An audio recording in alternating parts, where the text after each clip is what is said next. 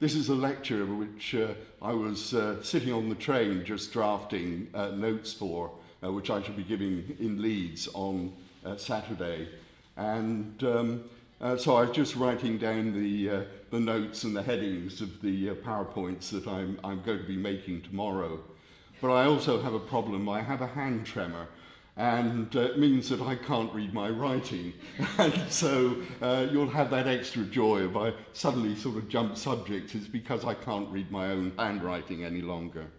At any rate, what I will be talking to them about is the idea of the Celts at the end of the Roman period and going on into the medieval and on into the Renaissance period. Some of you may know I've been writing a lot of what were generally considered to be blasphemous things about the Celts, and one of the major ones is simply saying the people in Britain were never Celts. It's a modern invention. And this, when I was first started saying this about 30 odd years ago, as I said, it was considered to be blasphemy. It's now fairly mainline, it's one of those interesting things when one starts arguing academically. You can sometimes convert people's ideas. And so there is a name for this idea. It's called Celto-skepticism. It's nothing to do with Euroscepticism. Those of us who are writing about the Celts and who are put under this label, we're in fact very pro-Celtic, and Patrick Sims-Williams, the man who invented the term and or introduced it into the literature, and is the president of the International Congress of Celtic Studies. He openly admits that he is now a Celto-skeptic, so it's becoming all rather official. But I'm sort of gradually moving around looking at problems in various cases, and in this particular case, what has caused me to prepare this particular lecture is looking at Dan Snow. I think it was something like How the Celts Saved Britain, or something of this sort. One of the interesting things, if you look at all of his programs, he doesn't use the word Celt once. And so I contacted him about this, and he said, well, I know that people say there weren't any Celts. It was the program makers who insisted it should be in the title. And the Celts are going to be with us for a long time yet, don't worry. But it's led on to a whole series of sort of problems of looking at what we actually mean by Celtic, how we define them, who were they, where do they come from. And I make a big division between the ancient Celts, and I'll be looking at the very end of that in this talk, and the modern Celts, who appear 1,000 years later after the ancient Celts disappear.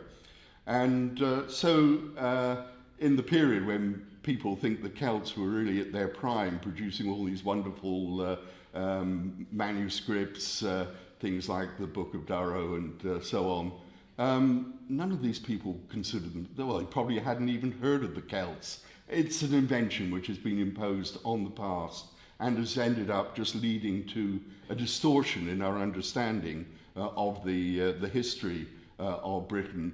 And the specific thing that I'm looking at the moment is really the end of Roman Britain, and were there any Celts around, and so on. Now, this idea of Celto-skepticism, it leads one on to a whole series of new sorts of questions and indeed new interpretations of the Celts, and it also questions a lot of the fundamental methodology and theory behind a lot of the writings of the end of Roman Britain. And so one has to start asking questions. Normally the linguists say, oh, you can define the Celts because they spoke Celtic languages. But you then have to ask, why are these languages called Celtic languages? And you assume it's because it was a language spoken by the ancient Celts. But in fact, it's not, well, it is and it isn't. It was called Celtic languages because a Breton thought that the language spoken in Brittany was the final survival of the language spoken by the people that Caesar describes in Brittany, and he calls them Celts. So he said, well, this is obviously the survival of that language, so Breton is a Celtic language. Unfortunately, most linguists say that Breton was actually introduced into Brittany in the late Roman and early medieval period. It is not the survival of the ancient language. So properly speaking, it should be called a Brittonic language or British or something of that sort. So we start getting misnomer there. And a little bit later, we're talking here the first decade of the 18th century, Edward Lloyd, who did a masterly study of the languages which we now call Celtic languages, he decided to use this terminology to describe the languages spoken in Britain, like Gaelic and Welsh and Cornish and so on, and Breton. He decided that he would follow the Abbé Pézeron, the man who made this suggestion, and call these languages Celtic. And virtually every use that we see in the modern world, like Celtic art, Celtic church, Celtic tiger economies, and also all of this is based on this one single mistake which happens in the first decade of the 18th century. So there is an immediate problem there. If we go and look at the ancient world, yes, I mean, there are Celts in the ancient world. And this is where I would show a map of where I think the Celts were. Most of them in what we nowadays call France, but some of them in Iberia, in northwestern Spain, in central Spain, and so on. We have a number of places where this term Celtic is being used, and indeed we find it going right the way across to Turkey. But it is never used of the people who live in Britain. The nearest we get is someone like Caesar, who says, well, the Britons, they were like the Celts. The implication of that is they were like the Celts, but they weren't Celts. And then we go on to someone like the author Zosimos, the Greek author from, what is he, 7th century, 6th, 7th century. He is always contrasting what is happening in the Celtic provinces as against what's happening in the British provinces. And when he talks about the Celtic provinces, he's talking about what is now modern France. It is the ancient Gaul. And there we have lots of evidence that people consider themselves to be Celts, and indeed were considered by people from outside that they were Celts. But he considers there is a contrast. And Strabo even goes one further, as one of his Greek colleagues who writes about the problem of the cold amongst the Celts. And he says, no, he's got confused. He's not talking about the Celts. He's mixing them up with the Britons. And it's cold amongst the Britons, but it's much warmer amongst the Celts. So he is there saying, well, these are different terms. Basically, they're probably geographical, but they're also, I think, seem to be ethnic as well. And one of the questions that one has to look at when we're looking at the ancient world is when you see this word Celt, or indeed words like Germani and so on, what does this author actually mean? Is it something ethnic? If so, what is the definition of this? Or is it something that's just geographical, people who live in Celtic-y, in modern day France, Gaul? Or is it a term which the people use themselves? And Caesar says, yes, this is a term these people in central France, the people I've spent many years digging up, they call themselves Celts. So there are Celts, but they ain't in Britain. This then leads one on to fairly major problems of definition, because this is where I start getting into conflict with the linguists who say, well, we have the Celtic languages. We define the Celts as people who speak Celtic languages. when you go to the ancient world, it doesn't work. You can use it for the modern people, but you can't use it for the ancient people. First of all, as we've already seen, there are people who are speaking Celtic languages, but who are not referred to as Celts, the people in Britain. Also a problem with the Ligurians in southern France, the people who are living around Marseille. All the evidence we have is they spoke a Celtic language, and names of people are understandable in Celtic, but they're always referred to as Ligurians or sometimes as Celto-Ligurians. So by imposing this modern definition on the ancient world, one just ends up with confusion. And if one goes and looks at Tacitus, when he's talking about the Treveri who live along the River Moselle around the modern town of Trier, he says that these people are Germani, Germans, but the other information, all the information we have is that these Germani spoke a Celtic language.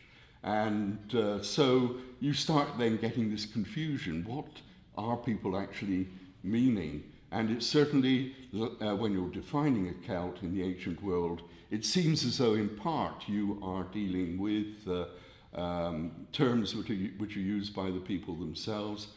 Partly they're using things. Language, I think, comes into it, but it may also be their style of life and so on. But they're very varied, and so you can't sort of produce a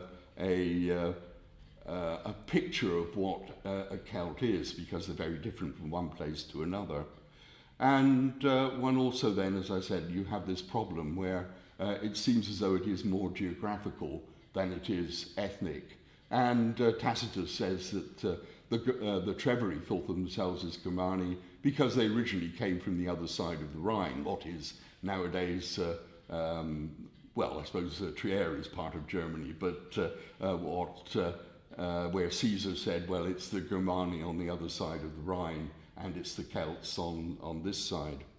So by imposing modern ideas, modern definitions on the ancient world, we just get it wrong. We can't define Celts and Germani and so on simply by their language. It's much more complicated than that. Well, what I've most recently been writing about is the idea of where Celtic art comes from. And again, people have tended to use material culture to try and define people who were Celts.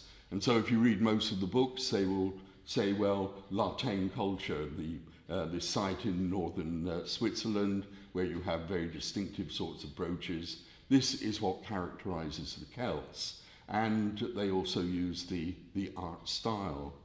But in fact, the term Celtic art, it originates, in fact, in Britain in the 1850s, and it is an art style which, when it's first used in Scotland, it is used to define the art which is used by the people who are speaking Gaelic. This is classified as a Celtic language, therefore these people must be Celts, therefore their art is Celtic. And you find all sorts of things being put under this term Celtic from a whole series of periods. And one of the things that's pictured is a powder horn, which has the date 1645 on it, and it's got curvilinear decoration on it. And this then becomes supposedly one of the characteristics of Celtic art. And so that is a thing, the Celtic art is something which is going through time. It is not a thing, and it's considered to be distinctive of a people who speak a certain language. And a little bit later, I'm just trying to think, 1856, we get the first definition of Celtic art, but the definition is different.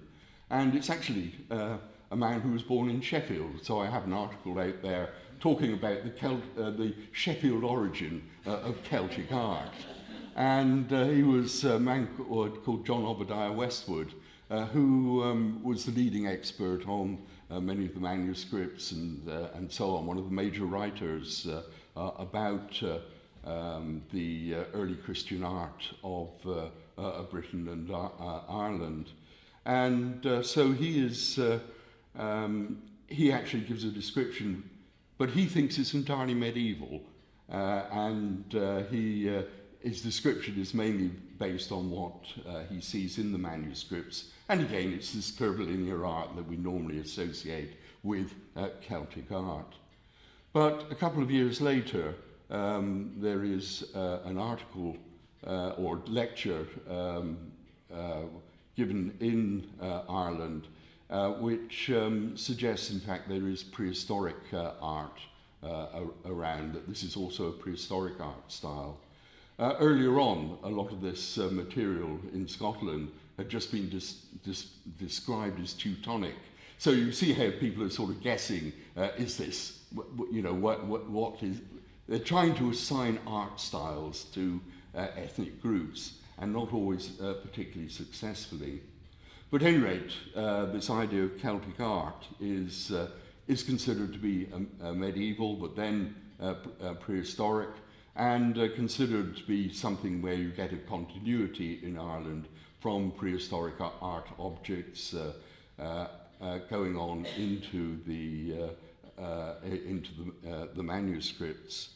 And this remains the sort of general definition for probably the next 40 or 50 years. And then there's a lot of material that's being published from Germany. The man who published it didn't think any metal objects were made north of the Celts until the Romans arrived. But he did a lot of illustrations of many of the objects which we now consider the absolute classics of so-called Celtic or Latin art. But he didn't recognize this prehistoric date for this material. And the person who sort of picked this up was a rather surprising person. It was actually Sir Arthur Evans. And he started, the man who dug up Knossos and the Minoan civilization. But he did quite a lot of work on this so-called Celtic art. And he gave a series of very famous lectures in Edinburgh about the origin of this art, and assuming that the stuff that was being published in Germany was in fact prehistoric. And it was, and so he started referring to this material as Celtic art, looking at the associated metalwork with it, and from the graves, places like Voldolgesheim and Kleine-Spergel and so on, all the classic sites. But he said, well, this seems to be something which is originating in the 5th century AD in southern Germany. And so from that time onwards, the association with what's happening in southern Germany with the art style and with this Celtic art starts becoming established. The initial people who have been writing, and the people in Britain who've been writing about this, had originally considered it was a purely a British phenomenon. So John Obadiah Westwood, when writing about this art style, he said it is purely British. You don't find it on the continent. We now, with the Evans, it starts getting shifted over to being considered an art style which is developing on the continent and then comes across to Britain. It's just not accepted initially on the continent, and it's not until Joseph Deschalette, writing at the beginning of the 20th century, in fact, about 1911, 1914, that for the first time a continental scholar accepts the concept of Celtic art, and that its origin is in Germany. And it all goes back to this idea that the people in Britain spoke Celtic language and therefore they were Celts. So it's all built, unfortunately, on sand. So this is sort of some of the background, really, to the idea of these the art style. Now, if you look at most of the maps that are produced of the Celts that appear in Book on the Celts, they will show an area of origin of the Celts in southern Germany, eastern France, Switzerland, and then you'll see arrows going out in all directions, people ending up in Britain somewhere, perhaps in the 4th, 3rd century BC. It just doesn't work. It's unfortunately the idea that it's linked up with this idea of the art style. But we're first of all questioning whether this, I mean, certainly some of the people who were producing these objects were considered to be Celts, and indeed considered themselves to be Celts. But in places like Iberia, in France, in Spain, for instance, we have people who are called Celts in the ancient world, but who don't have this art style. So the two things, the language, the ethnicity, and so on, they're different things. And so as far as this map that you all, as I say, you probably have all seen it, the Celts spreading from southern Germany all over the place, we can just put a big cross and say it doesn't work chronologically, it doesn't work logically, and the whole historical basis of it is just basically wrong. So if you see that map, and it's the one that you find right the way across Europe, just put a cross through it, and I would have had a slide of that, but I haven't got it at the moment. But at any rate, this brings me on to one of the key things of the way in which I am thinking about the Celts. Because when we look at most of the books that have been written about the Celts, they make certain assumptions. And they assume that there is a physical type of people who can be considered to be Celts, and this is now coming to the fore with the publication of ancient DNA, and it's one of the big battlefields that's going on at the moment. So a lot of these migration theories are coming back. So at one end of, I have what I call level of conservatism, and at one end you have DNA, because when you get a genetic change happening, usually it affects one person within the society, and then if that person is successful, it then gradually spreads out and becomes a characteristic in perhaps over quite a large area. At the other end of things that are used to define Celts, you have material culture, things like brooches and the art style and so on. If you introduce a new brooch into a society, everyone can start using it at the same time. So it's completely different from DNA. They are different things. And in between that, you then get things like the ethnicity of people, what they think themselves to be. You also get the concept of language. Under what conditions do language change? How does this relate to the DNA? How does it relate to the art style and so on? So I say that you cannot simply say, right, we've got Celts, we can define them by the language, and we should be able to establish a physical type, which was what they were doing in the 1930s. And there was a big expedition from Harvard to Ireland in the 1930s, and they measured the skulls of about 10,000 Irishmen to try and work out what the typical shape of a Celtic skull was like. I mean, that was the level that it was at. But this, I mean, we smile at this now, but if one thinks what is going on in the 1930s, of course, it is the rise of the Third Reich, and the methodology that they were using to define people like the Germans or the Celts and so on was what I've been describing. You could You could find a physical, they assumed you could find a physical type. You could define them by their language. You could define them by perhaps by their religion. You could define them by their art and their material culture. And so all of these things started getting mixed up. They're different things. We can compare. We can see how much the spread of Celtic art, or Latin art, is affected by the language that the people spoke. That is a perfectly legitimate thing to do.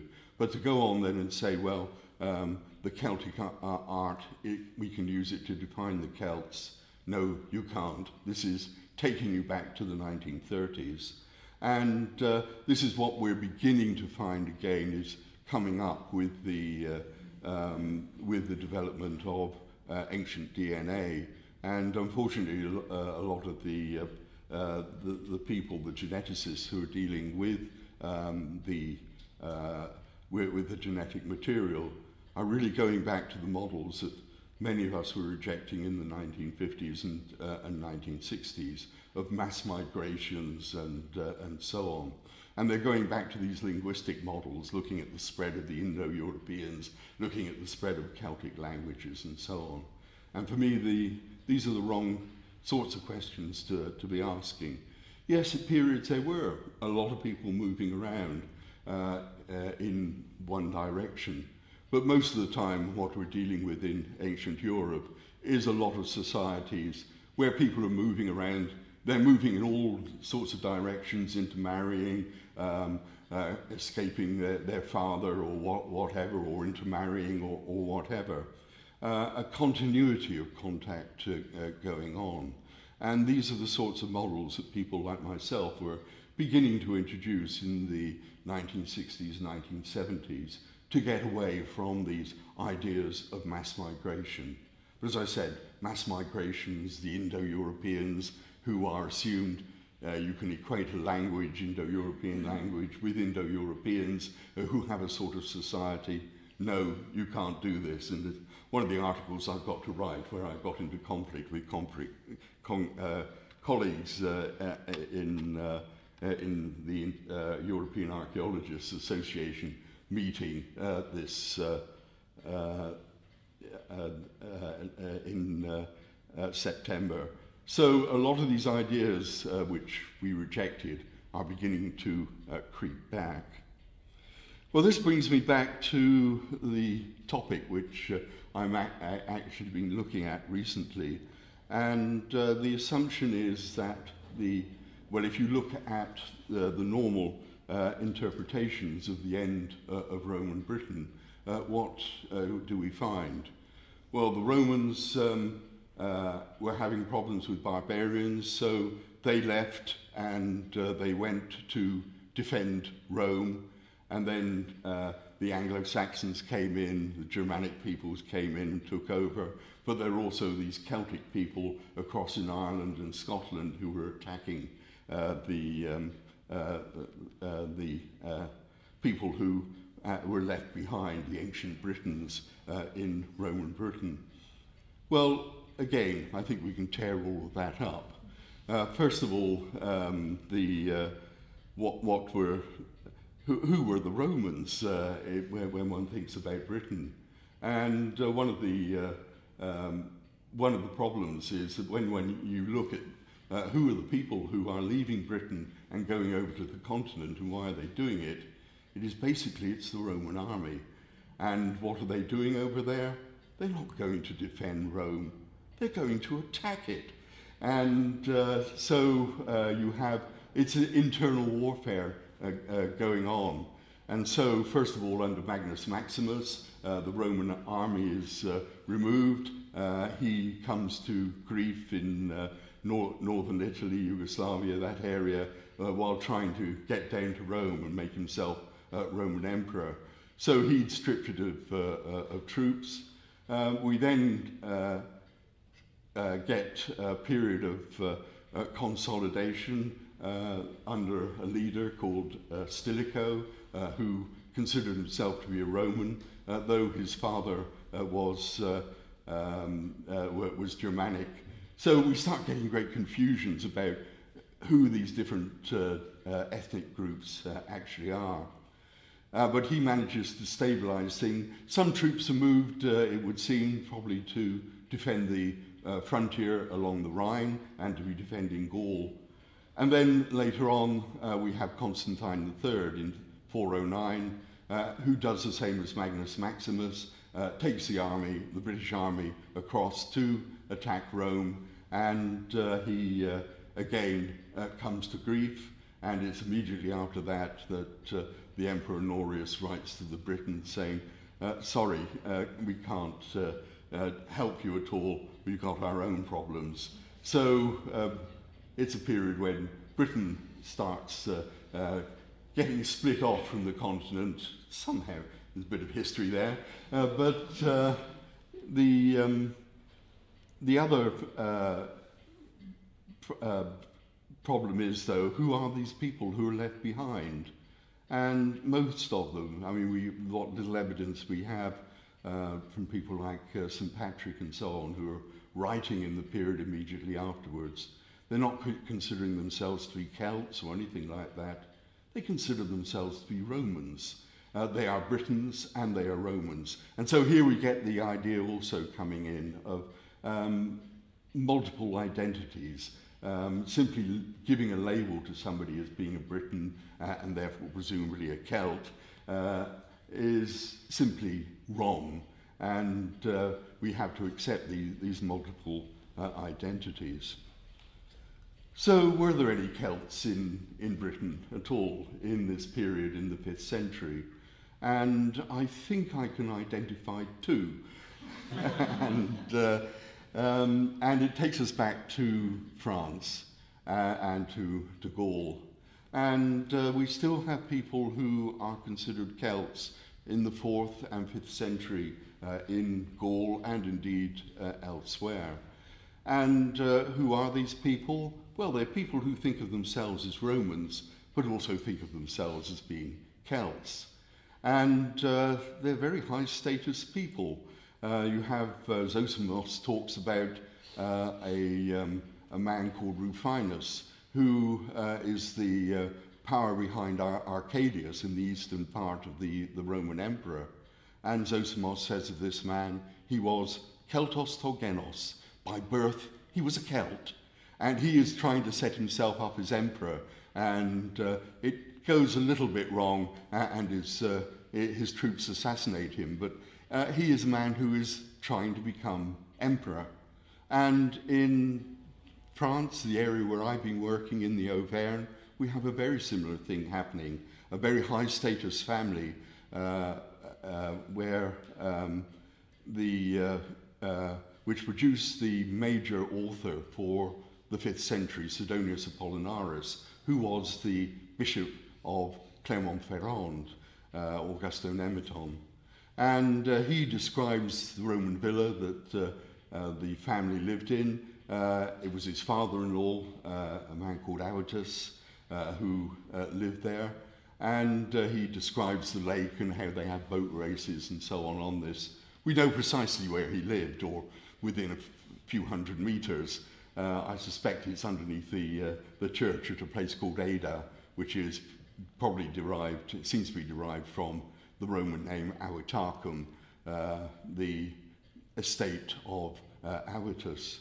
And Avitus is, he is one of the top military people in Gaul, and when things start falling apart, he is, and his father before him, are two of the major people who are dealing with the conflicts that are going on. And Avitus ends up going to Rome, where he is elected as emperor. So we have a Celt in the 5th century who does actually get to Rome and becomes emperor.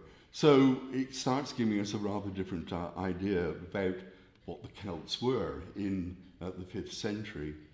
And one of the things that we have from Sidonius Apollinaris, a lot of his writings are letters to his colleagues, other bishops within Gaul. And Lupus, who comes from Troyes, again in what Caesar described as the Celtic area of Gaul.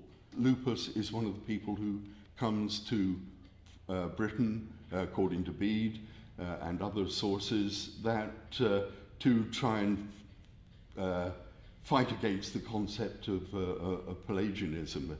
And the other person who comes is St. Germanus of Auxerre. And these two people, are coming from the Celtic area of Gaul. And Sidonius Apollinaris, for me, he's the last of the ancient Celts. And he, actually, in one of his letters, he writes, apologizing, say, "We people in the Auvergne and the Arverni, we suffer from the curse of the Celtic tongue." So he is accepting himself to be Celtic. And this idea that there weren't any Celts writing things, we have people like Pompeius Trogus, who writes a world history and who was probably a Celt. He may have been Ligurian, but he was a Celtic speaker anyway. And so this idea of these illiterate people, these Celts on the fringe, I'm afraid it's not like that at all. They're right at the centre of things, and they are very literate. Sidonius Apollinaris, as I said, the major writer of his period. And that is the last we hear, virtually, of the Celts in the ancient world. And the name just disappears. Zoroastrius just mentions the Celts, but it's a historical thing, talking about how the Celtiberians got their names, saying it's some Celts getting mixed up with some Iberians in central Spain and becoming the Celtiberians. But from that point on, there are no Celts. Presumably there were some literate people who were aware of, read their Caesar and so on, and so had come across the term. But nobody was considered to be a Celt. So we say, right, about 450 BC, 500 BC, 450 AD, 500 AD, the ancient Celts disappear. They come to an end. And it's a little bit confused in France, because, of course, they are tending not to use the word Celt. They're tending to use the word Gaul. And so we start getting the use of the term Galli. And but at any rate, this name Celt just disappears. And it's not until we come up into the Renaissance that we see a revival of the concept of the Celts, and is associated, I would claim at any rate, with the development of the concept of the nation race, the nation state. People are starting to ask, where do we come from? And they find, well, the Bible doesn't mention us. The ancient world are really not saying much about us. They talk vaguely about some Germani, but they're already there by the time the Romans and the Greeks come across them. Where do we come from? And of course the great favourite thing is, oh well, we're all Trojans, and so they pick up on Virgil and have similar stories about the arrival of people in this country. It of course is our great ancestor is the Trojan Brutus, who arrived with his men at Totnes and gave his name to Britain. And so this is the version that one has in the early medieval period in Geoffrey of Monmouth and writers like that. And it's also the same for the Arverni, because in one of his letters, Sidonius Apollinaris is writing to the Roman Senate and saying, can't you send some people to help us? We're having great military problems with the local Germanic peoples, and don't you remember that we share a common origin? We're all Trojans in origin, so we're really your brothers. You should be sending us some help. It gets a little bit confused in the case of Avitus and Sidonius Apollinaris, because they actually adopt a German from the royal family, who later on becomes the king of the kingdom of Toulouse. So you have here a German who is being brought up in a Celtic household and being taught to be a Roman. So these things start getting a little bit fluid. The thing that goes wrong is that he gets assassinated, and his brother, who is very anti-Roman, starts fighting and invading the Auvergne.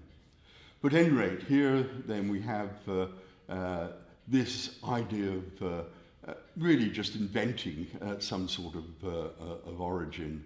And the idea that of the Celts in Britain, at any rate, when people ask me, when did the Celts arrive in Britain, my answer is very simple: 1582 AD. It is when they're mentioned really for the first time in as being the ancestors of the Britons, and it's a man called George Buchanan who looks at all the ideas of people coming from the Mediterranean area, like Brutus and Gaithalos, who gives his name to the Gaels, and the Egyptian princess called Scotta. These are the mythical origins, and he just says, well, what a load of rubbish. How can we try and work out where we actually come from? And he does an absolutely innovative thing. He says, well, we can look at the place names. We can perhaps tell in the ancient world what languages people were speaking from the way they named their towns. And so he says, well, if we look at some of the names in Britain ending in Dunum and Briga and Margus and so on, if we look on the continent, we find similar names in Iberia, in Gaul, and indeed further across into Central Europe. And so he says, well, looks as though this is where the people from Britain came from. It's just the other side of the Channel. And who were these people? Well, you look at Caesar, you look at Tacitus and so on, and they're talking about the Celts. And so he says, well, it seems as though we have a Celtic origin or a Gallic origin. And so he builds up a number of sort of invasions, and he's aware of the problems of the different languages that are being spoken in Ireland and in Scotland and in Wales. And so he suggests a couple of different origins, people who he thinks are generally Celtic, who are coming from Iberia and are colonizing Ireland and then eventually the western part of Scotland. And then another group that Caesar talks about, the Belgae, who are introducing a slightly different version of the Celtic language, and these are the origin of the Welsh. So this is where the idea of a Celtic origin for the British is coming from. People start playing around with this in various ways, and we eventually end up with this idea of the ancient Britons and the Irish being Celts. But originally it is all sort of based on, as I said, on sand. There are great problems with this. So I like to make a distinction between the ancient Celts and the modern Celts. For me, the ancient Celts are purely a continental phenomenon in the areas where the ancient sources are telling us. The Britons are something different. They are related, but they are not actually Celts. And then we have this 1,000-year gap between these people and the people that we call Celtic nowadays. And this really has its origin with the ideas of George Buchanan and the Abbé Pézeron and Edward Lloyd. And so we get this concept then that the ancient population of Britain were Celts. And as I've been trying to say, that it doesn't really work. But it's interesting. I mean, we've been going on this deconstruction of the Celts for probably since the 1980s, and it's slowly managed to get itself accepted. But, well, the Anglo-Saxons always remained the Anglo-Saxons, but as those of you perhaps reading current archaeology and things like this, Susan Osterhaus has written a small book saying, well, what is the actual evidence for Anglo-Saxons? And yes, there is evidence for Anglo-Saxons. In some cases, I think she goes a little bit too far, but I think most of us now are trying to get away from these ethnic terminologies in the period, at the end of the Roman period, and taking us up into the medieval period. They are problematic, and yes, people were a little bit more intermixed and intertwined than we like to accept. And the idea, I remember going to give a lecture in Ireland, just trying to think where it was, but talking about Celtic art, and there were 2 or 3 of the people who specialised in art who turned up, and one of them said to me afterwards, we thought we were going to have to demolish you because we don't use the term any longer. And he said, glad to see you're thinking the same way we are. So the term now tends to be insular art.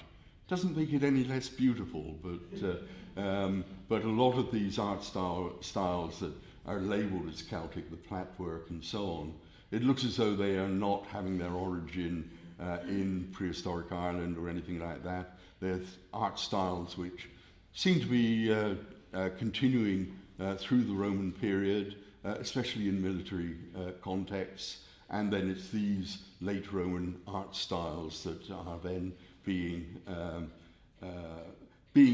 developed. How much of the prehistoric concepts of the art survive? That, I think, is one of the questions that is being posed at the moment. But as I said, just be very skeptical when you see all these divisions between Romans and Celts and Britons and Germans and so on. It's not quite that simple.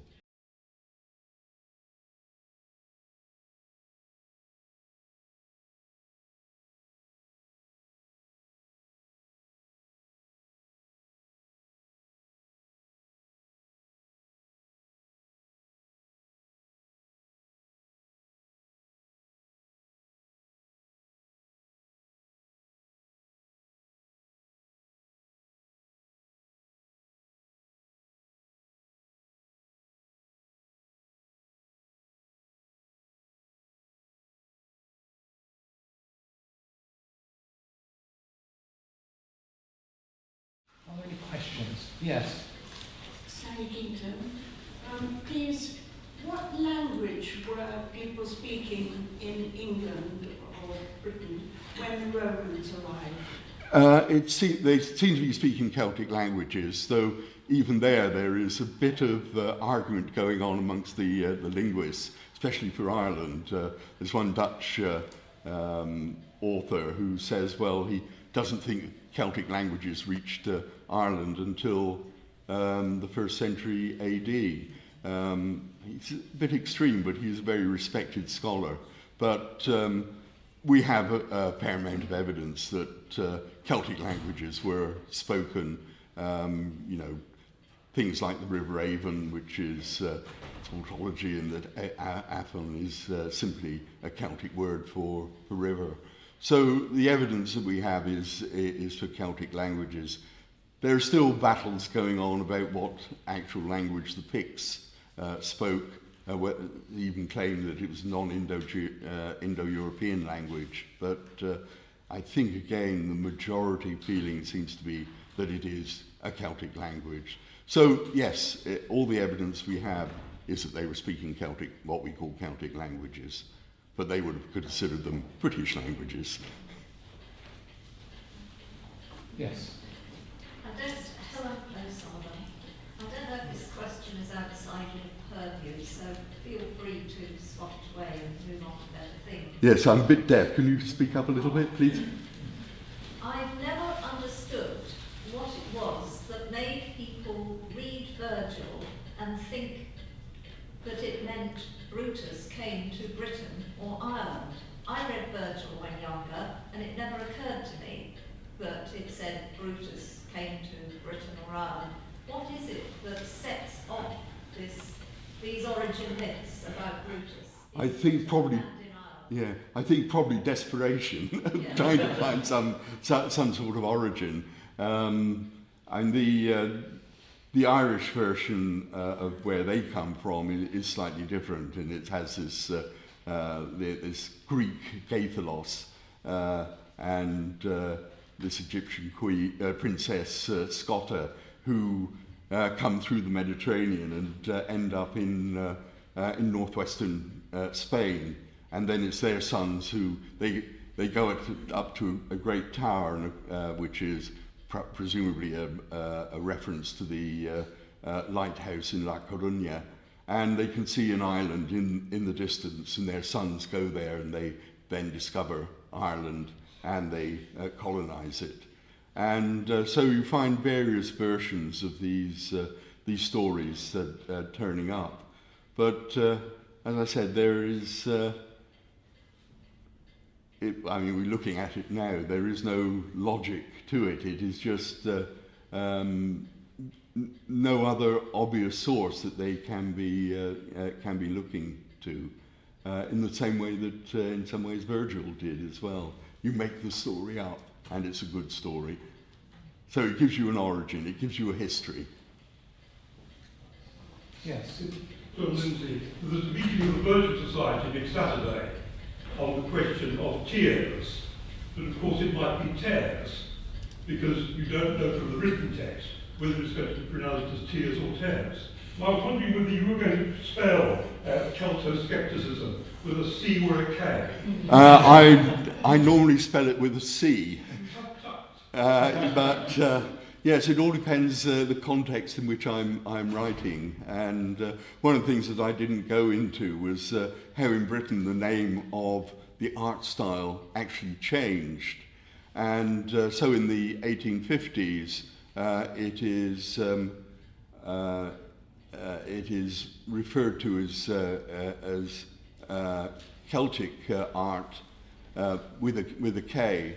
By the time we come to the beginning of the 20th century, it has got a C, which of course is following the Latin spelling. So it depends whether you're following the Greek spelling or the Latin spelling, and you find that the terminology starts changing as well, and by the time that by the time suddenly in the 1940s, what had considered to be early Celtic art with a K suddenly becomes late Celtic.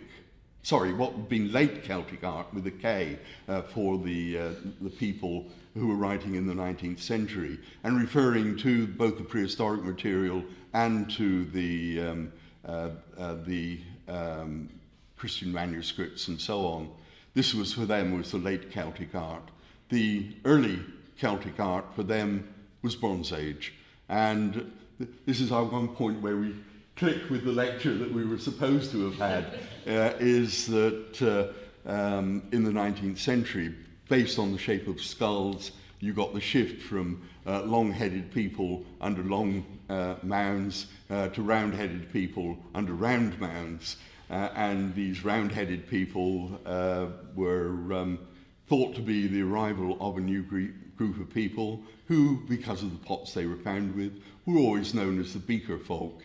And then there was an argument as to whether these people were they introducing a new language? Was it the introduction of Indo-European languages? Or was it the introduction of Celtic languages?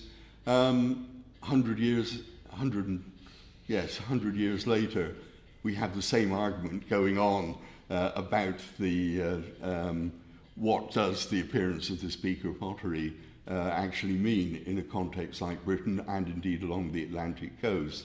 And so we have the Cunliffe, Barry Cunliffe, John Koch interpretation that Celtic is a language which develops along the Atlantic coast rather than in Central Europe, and this is the origin of the Celts as well. So after 100 years of debate, we're still debating the same thing, but using different evidence. I mean, in Scotland, there are a lot of words that are still spelled with a K. Yes. In Scotland, that layer of what I call Latinity hasn't penetrated. And south of Scotland, there are layers upon layers of Latinity that has to be swept away or carved away in order to get that couple of 100 years of Eton, Cambridge, Oxford sort of education, which sort of contaminates people's capability for thinking. Yes, it's again, it's one of the things one looks at is well, I suppose the English concept of what is happening on what are labelled as fringe areas. For the people who live there, they're very central, and it's at certain times you find for trade, for instance, with the Mediterranean area, the Irish Sea is a sort of core area, which is with the wine amphora and so on from the 5th, 6th century AD, which of course you don't really get across in England at all. And so one has to be changing one's mental map of what is going on, and also be aware of where these terms and these spellings are coming from. Yes. Adrian Turns.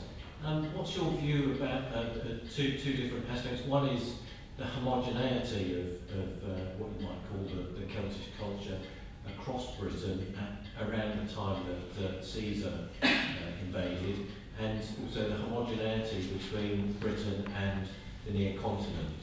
The answer is, I think, there is no homogeneity.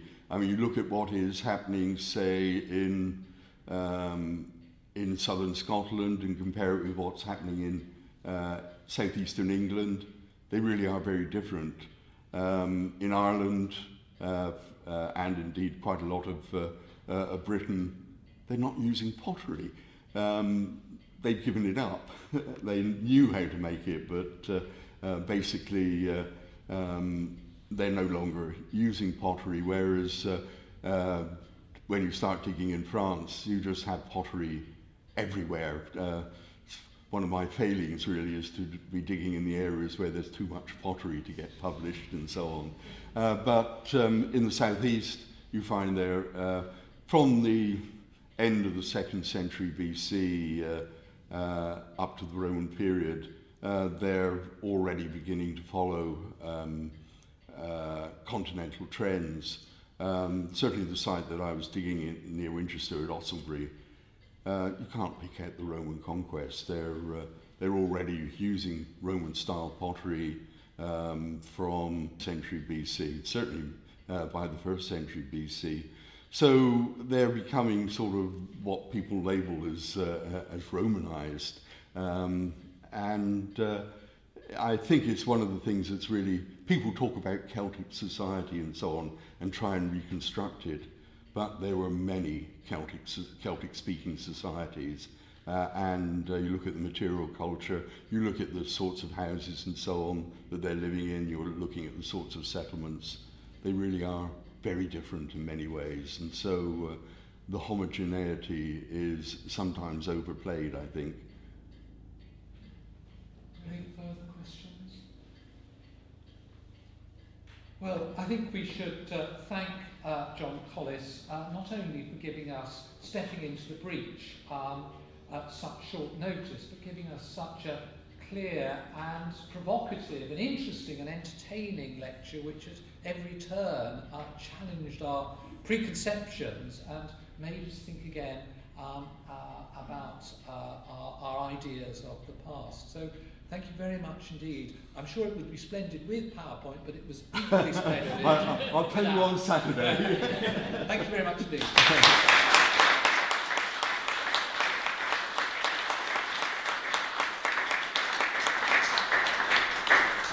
Just to note that the next meeting of the Royal Archaeological Institute is on the 13th of November, where at 3 p.m. there will be early career lectures from